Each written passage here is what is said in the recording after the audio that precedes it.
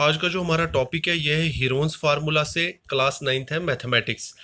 Exercise है 12.2 question number 1 है। A park in the shape of a quadrilateral A B C D has angle C is equal to 90 degree. A B जो है 9 metre, B C 12 metre, C D 5 metre and A D is equal to 8 metre.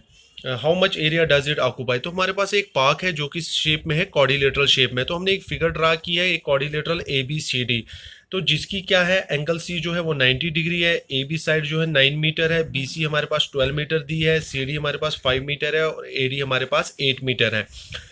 तो how much area does it occupy. तो इसमें क्या हम करेंगे, इसमें सबसे पहले हमने बी और डी को ज्वाइन करवाया है।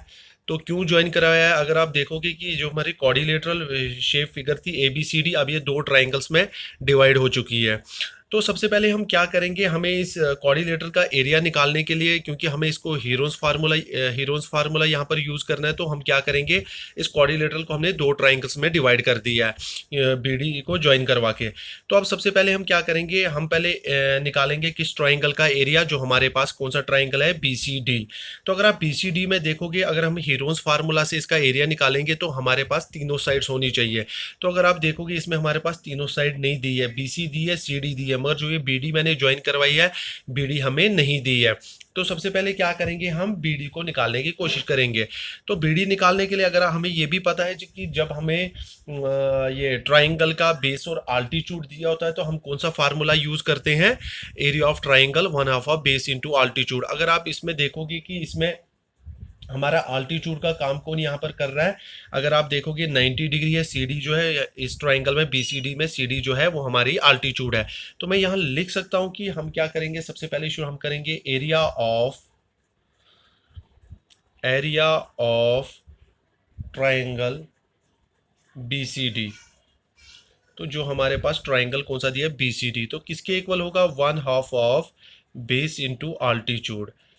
तो हमारे पास बेस भी दी है और आल्टीट्यूड भी दिया है, तो मैं यहाँ लिख सकता हूँ 1/2 ऑफ बेस जो हमारे पास है वो है 12 मीटर, तो हम 12 लिखेंगे। आल्टीट्यूड हमारे पास है 5 मीटर, तो हम 5 लिखेंगे। तो यहाँ हम कसर काटेंगे, 2 1 जा 2 6 जा, तो यहाँ क्या रह जाएगा, 6 और 5, 6 5 जा 30।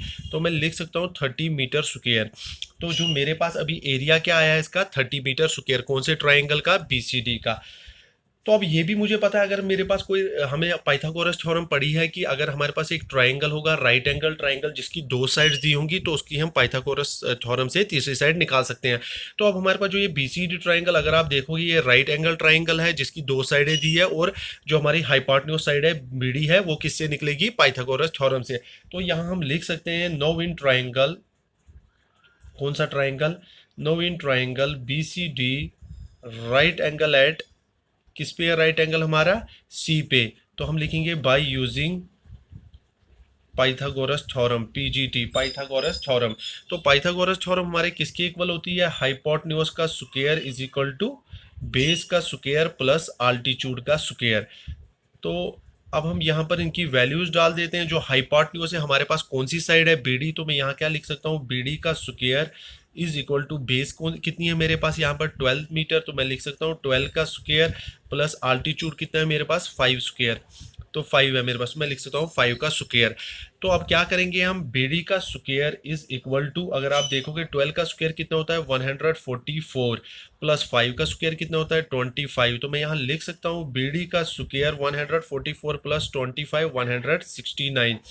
तो मैं लिख सकता हूँ बीडी का स्क्वायर इज इक्वल टू, यहाँ पर लिख सकता हूँ मैं 13 का स्क्वायर, क्योंकि जो 13 का स्क्वायर होता है वो किसके इक्वल होता है, 169 के।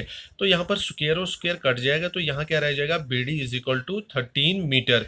तो अब जो हमारे पास बीडी है ये कितनी मीटर आ चुकी है, 13 मीटर। तो अब हम क्या कर सकते हैं कि जो हमारा दूसरा ट्राइंगल है, कौन सा ट्राइंगल, ए बी डी। तो ए बी डी जो ट्राइंगल था, ना तो वो हमारे पास राइट ट्राइंगल था, तो ना तो उसमें हम कौन सा अप्लाई यूज कर सकते थे फार्मूला, कौन सा वाला, 1/2 ऑफ बेस इंटू आल्टीट्यूड, क्योंकि उसमें आल्टीट्यूड नहीं था तो हम वो यूज नहीं कर सकते थे।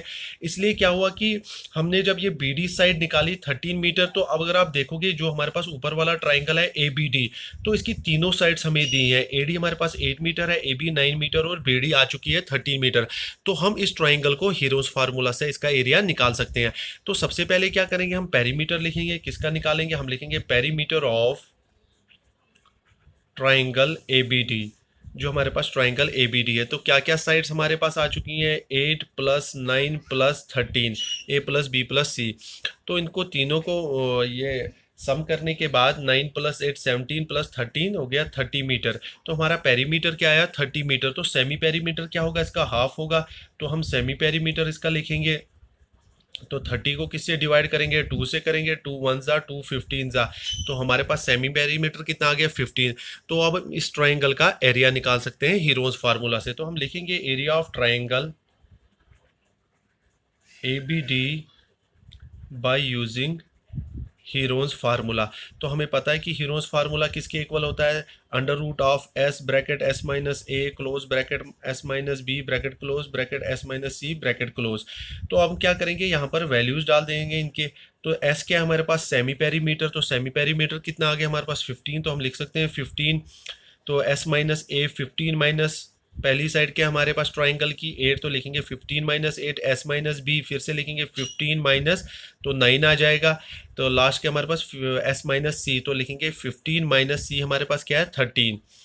तो इसके बाद क्या करेंगे, इसके बाद इनके हम ब्रैकेट हटा देंगे, 15 को ऐसे ही रहने देंगे, ब्रैकेट यहाँ हटाएंगे तो इंटू आ जाएगा, 15 माइनस 8 करेंगे तो कितना रह जाएगा, 7 आ जाएगा, 15 माइनस 9 तो 6 आ जाएगा, एंड 15 माइनस 13 तो 2 आ जाएगा। तो अब हम इनके फैक्टर निकालेंगे ताकि इनकी हम पेयरिंग कर पाए। तो फैक्टर निकालेंगे 15 का फैक्टर। तो सबसे पहले 15 का फैक्टर किससे निकलेगा, हम 15 की जगह लिख सकते हैं 3 × 5, 3 5 ज़ा 15। तो 7 एक प्राइम नंबर है, तो ये 7 ऐसे ही रहेगा। तो 6 का भी हम निकाल सकते हैं, 2 3 ज़ा 6, एंड 2 खुद प्राइम नंबर है, 2 ऐसे ही रहेगा। तो अब देखेंगे पेयरिंग किस किस की हो रही है यहाँ पर। तो मैं यहाँ पर लिख सकता हूँ √, अगर आप देखोगे 3 हमारे पास पेयर में आ रहा है तो लिख सकते हैं 3 का स्क्वायर, 2 हमारे पास पेयर में आ रहा है तो लिख सकते हैं 2 का स्क्वायर, और 5 और जो 7 है ये दोनों प्राइम नंबर है, तो इनका मल्टीप्लाई करने के बाद 5 7 ज़ा 35 आएगा, तो इसे 35 लिखेंगे। तो इसके बाद क्या होगा, स्क्वायर स्क्वायर रूट के साथ कट जाएंगे, कौन कौन सा बाहर आ जाएगा, 3 और 2, तो रूट में क्या रह जाएगा, 35। तो यहाँ लिख सकते हैं हम 3 2 ज़ा 6, और हम क्या करेंगे, √35 की वैल्यू लिखेंगे। तो कैलकुलेटर पे क्या करना है आपको, आपको 35 लिख के रूट उस पर दबा देना है, तो आपके पास वैल्यू आ जाएगी। क्या वैल्यू आएगी, 5.91। तो इन दोनों को मल्टीप्लाई करने के बाद हमारे पास जो आ रहा है 35.46 मीटर स्क्वायर, क्योंकि हमने ये एरिया निकाला है तो मीटर स्क्वायर में लिखेंगे।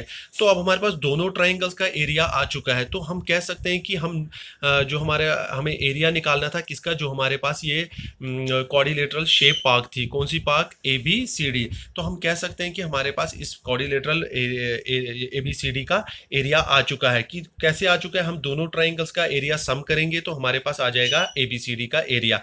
तो मैं यहाँ लिख सकता हूँ कि एरिया ऑफ ABCD किसके इक्वल होगा, area of ABD plus area of BCD। तो हम क्या करेंगे, हम लास्ट में क्या करेंगे, हम लिखेंगे therefore area of quadrilateral ABCD।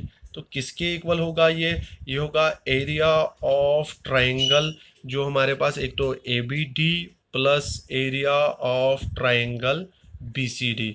तो ABD और BCD की हमारे पास वैल्यू क्या आ चुकी है, सबसे पहले हम देखेंगे एरिया ऑफ ट्राइंगल ABD। तो ABD की हमारे पास ये वैल्यू आ चुकी है, हम लिखेंगे 35.46 प्लस एरिया ऑफ BCD। तो BCD की देखेंगे, हम शुरू में ही निकाला था हमने area of BCD 30 metre square, तो मैं यहाँ लिख सकता हूँ 30। तो दोनों को सम करने के बाद हमारे पास क्या आ रहा है, 65.46 मीटर स्क्वायर। तो हमने एरिया निकाला, इसलिए हमारे यूनिट्स किस में आए, मीटर स्क्वायर में। Okay, thank you.